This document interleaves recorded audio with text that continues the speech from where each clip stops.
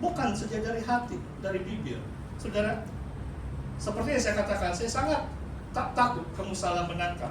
Jadi izinkan saya, kita ada 2 penetua di sini. Bagi saya, jangan kita mengatakan hanya pastor saja yang layak terima elau. Penetua yang rajin pimpinan, yang khotbah mengajar, kita harus memberi. Mungkin tidak setinggi pastor lah, sebab dia penuh masa kan. Gereja bukan banyak duit. Jangan loket dengan penetua saudara. Jangan loket. Terima kasih. Oke, saya perlu minum air.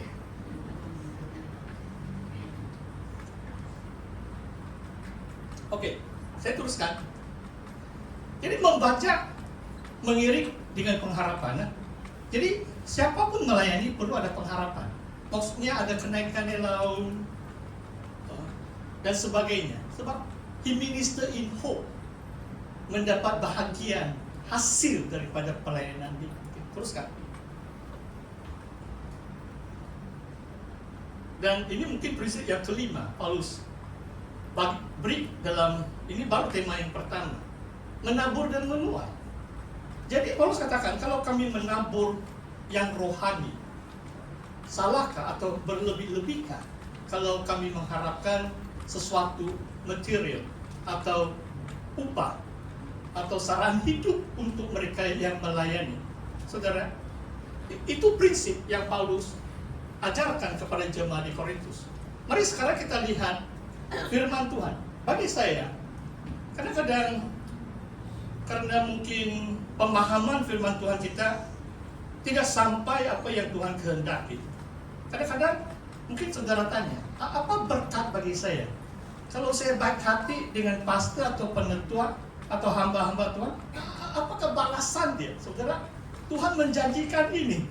Mari kita lihat Injil Matius. Mari kita lihat Injil Matius bab 10. Saya baca ayat 41.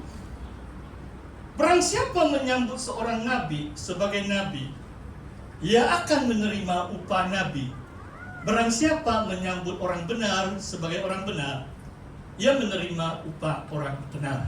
Saudara, mudah sekali kalau saudara bukan dipanggil sebagai pastor atau nabi atau orang benar sekalipun. Mudah sekali saudara dapat upah atau berkat seperti pastor, seperti nabi atau orang benar. Saudara hanya menyambut dia, menerimanya. Dan saya tahu bukan senang dalam pelayanan saya pun. Bukan senang orang menerima saya. Saya pernah bersaksi 2 tahun yang lalu. Untuk kali pertama seorang ibu setelah saya khotbah mengatakan, Pastor Tony, kamu yang diutus Tuhan. Itu sangat menguatkan hati saya. Seperti yang saya kongsikan minggu yang lalu. Personal integrity dan wibawa rohani merupakan 2 dasar utama saya dalam pelayanan. Wibawa rohani itu apa saudara? Orang boleh lihat gelar, lihat jawatan, pangkat dan sebagainya. Mungkin hanya di Singapura saja orang panggil saya reverend. Di sini pun saya belum reverend pun. Adakah saya harapkan itu? Langsung tidak. Sebab saya ada urapan Roh Kudus. Saya diutus oleh Tuhan sendiri. Semua yang lain itu macam sampah bagi saya. Cobalah 10 gelar kamu. Coba kamu ada pangkat atau jawatan. Kalau Roh Kudus meninggalkan saudara, itu lalat pun tidak bergerak. Itu saudara khotbah. Saudara, 3 tahun yang lalu saya di Tiasau. Wah ini sudah saya sebut itu nama gereja. Sebenarnya saya tidak mau sebut. Mereka mau undang saya lagi. Setelah saya khotbah, jarang-jarang saya khotbah di Tiasau, tapi memang ada undangan, tidak lama lagi. Jadi saya tanya satu jemaah beberapa hari kemudian, ketemu seorang jemaah Tiasau. Bagaimana? Pastor, kami tidak mengantuk waktu kamu khotbah. Wah itu pujian tahu. Saya tidak tahu adakah dia maksud orang naik khotbah mereka mengantuk. Hati-hati ya. Yang naik mimbar di sini jangan buat orang mengantuk. Kalau saudara tidak ada urapan, kalau pedang roh yang saudara pegang tidak tajam. Wah, orang kan cepat mengantuk kalau bukan karunia kamu menyampaikan firman. Haleluya, haleluya. Saudara, barang siapa memberi air sejuk secangkir saja pun, ayat 42, kepada salah seorang yang kecil ini, karena yang muridku, aku berkata kepadamu, sesungguhnya ia tidak akan kehilangan upahnya daripada itu. Saudara, mari kita peka secara rohani. Mari kita menyambut orang benar di kalangan kita. Mari kita menyambut nabi di kalangan kita, supaya kita dapat upah. Tidak payah kita jadi nabi, tidak payah kita jadi pastor pun. Yang penting kita sambut dia. Percaya waktu dia khotbah. Wah, kita dapat upah orang benar itu. Luar biasa janji firman Tuhan. Nah, saya tahu, saya bukan banyak kawan. Kadang-kadang saya di Singapura, saya macam disambut sebagai raja.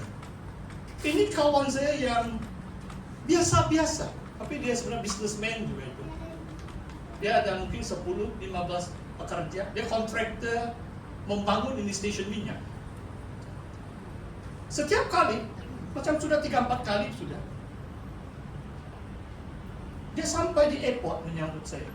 Jarang sekali kan, siapa orang Sabah, dia bawa saya jalan, dia bawa saya minum. Kadang-kadang dia bagi saya uang lagi. Nah, tapi pastor bukan mau saksikan itu. Yang pastor mau saksikan adalah dikatakan seperti ini, Tony, what you do in Sabah I cannot do, but what I can do, a little contribution. Memang dia cakap bahasa Inggris. Maksudnya, apa yang Pastor Tony kamu lakukan di Sabah, saya tidak bisa buat. Saya orang sekuler. Saya memperbaiki itu stasiun minyak di Singapura. Tetapi yang saya mampu buat, saya boleh bantu Tony sedikit uang. Oh, luar biasa kan? So, dia menyambut saya sebagai hamba Tuhan.